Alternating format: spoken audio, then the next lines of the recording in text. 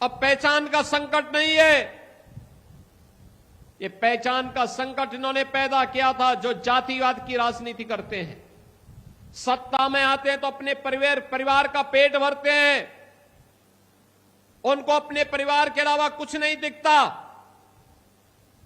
लेकिन मोदी जी के लिए तो 140 करोड़ का भारत ही परिवार है और हमारे लिए 25 करोड़ का उत्तर प्रदेश ही परिवार है। इसलिए उन 25 करोड़ जनता जनार्दन के हित के लिए कार्य करना, उनके लिए योजनाएं बनाना, उसको प्रभावी ढंग से लागू करना, जब इस उद्देश्य के साथ कार्य होता है तो परिणाम आने में भी देर नहीं लगती। बहनों और भाइयों, आज उसी का परिणाम है। जब मैं पहली बार 2017 में मुख्यमंत्री बनने के बाद बुंदेलखंड आया था, मैंने कनेक्टिविटी के बारे में पूछा गया। लोगों ने कहा अच्छी नहीं है, तो मैंने उस समय बुंदेलखंड एक्सप्रेसवे की बात की थी। आज मुझे बताते हुए प्रसन्नता है, बुंदेलखंड के पास अपना एक्सप्रेसवे है। डिफेंस मैन्युफैक्चरिंग कॉरिडोर, पहले बुंदेलखंड का नौजवान आर्मी में भर्ती होता था और जो उसके पास गोला और बारूद होता था वह दुनिया से मंगाया जाता था, आयात किया जाता था। अब गोला बारूद, तोप, मिसाइल ये सब यूपी में बन रही है। प्रधानमंत्री मोदी जी के कारण यूपी में बन रही है और यूपी के नौजवान की, भारत की सेना की ताकत क्या है।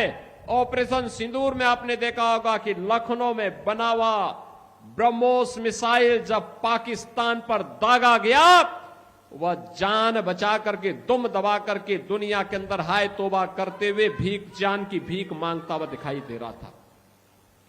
यह है नए भारत की ताकत। अब नया भारत पहचान के लिए मोहताज नहीं, और नए भारत की तर्ज पर यूपी ने भी अपनी पहचान बनाई है। हर घर नल की योजना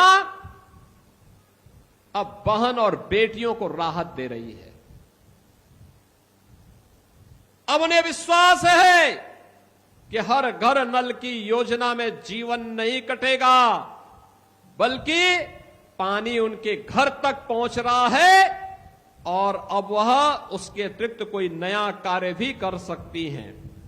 महिला स्वयंसेवी समूह कहीं पर बलेनी मिल्क प्रोड्यूसर के रूप में, कहीं पर ड्रोन दीदी के रूप में, कहीं लखपति दीदी के रूप में, कहीं वीसी सखी के रूप में अपनी एक नई पहचान बना रही है। बहनों और भाइयों, अब पुलिस की भर्ती होती है तो बुंदेलखंड का नौजवान भी, हमीरपुर का, महोबा का, चित्रकूट का, बांदा का, झांसी, ललितपुर, जालौन, यहां के नौजवान भी अब उसमें भर्ती होते हैं। पहले नहीं होता था, पहले नहीं होने देते थे। कोई योजना बनती थी और सफाई को ध्यान में रख के बनती थी। हमीरपुर को नहीं, महोबा को नहीं, बांदा और चित्रकूट को नहीं। आज तो योजना आपके लिए बन रही है। सिंचाई की योजनाएं बन रही है, पेयजल की योजना बन रही है, कनेक्टिविटी की योजनाएं बन रही हैं। नए एयरक्राफ्ट आने के बाद जब चित्रकूट से ही वायु सेवा प्रारंभ हो जाएगी, बुंदेलखंड में बेहतरीन एयर कनेक्टिविटी भी दिखाई देगी। नई ट्रेन की सुविधाएं नए भारत में, वंदे भारत के रूप में, अमृत भारत के रूप में, नमो भारत के रूप में देखने को मिल रही है। और बहनों और भाइयों, राट के लिए हम ही लोगों ने बस स्टैंड स्वीकृत किया था। तेजी के साथ उस कार्य को आगे बढ़ाने के लिए मैं परिवहन विभाग से कहूंगा कि तेजी के साथ उसका निर्माण करो।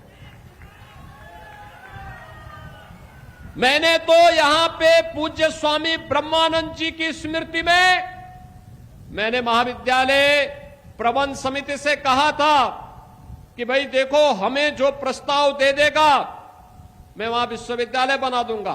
देखो, शाहजहांपुर ने अपना विश्वविद्यालय का प्रस्ताव दिया। मैंने शाहजहांपुर में स्वामी सुखदेवानंद राज्य विश्वविद्यालय का निर्माण कर दिया। इस सत्र में वहां प्रवेश प्रारंभ हो गए हैं।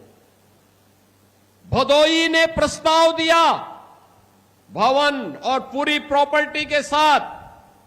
इस सत्र में भदोई में काशी नरेश विश्वविद्यालय का शुभारंभ हो गया, लेकिन गलती यहां पे हमारी नहीं है। अभी तक मेरे पास स्वामी ब्रह्मानंद महाविद्यालय प्रबंध समिति का प्रस्ताव नहीं आया है। विश्वविद्यालय बड़ा होना चाहिए, विराट सोच के साथ, जिसमें अन्य जनपदों के महाविद्यालय भी संबद्धता ले सके, हजारों नौजवानों को हम आधुनिक शिक्षा दे सके, तकनीकी शिक्षा दे सके और भविष्य के ध्यान में रखने के लिए, ध्यान में रखते हुए हम फ्यूचरिस्टिक टेक्नोलॉजी को ला करके यहां के नौजवानों के माध्यम से डिफेंस मैन्युफैक्चरिंग कॉरिडोर के लिए, यहां के नौजवानों के लिए उनकी स्किलिंग के बड़े सेंटर को आगे बढ़ा सके। बहनों और भाइयों, मैं तो आज भी कहता हूं, प्रस्ताव जो भी देगा हम आप विश्वविद्यालय बना देंगे, कोई समस्या नहीं। राज्य सरकार सहयोग करने को तैयार है, लेकिन याद रखना विश्वविद्यालय एक विराट सोच का प्रतीक होता है।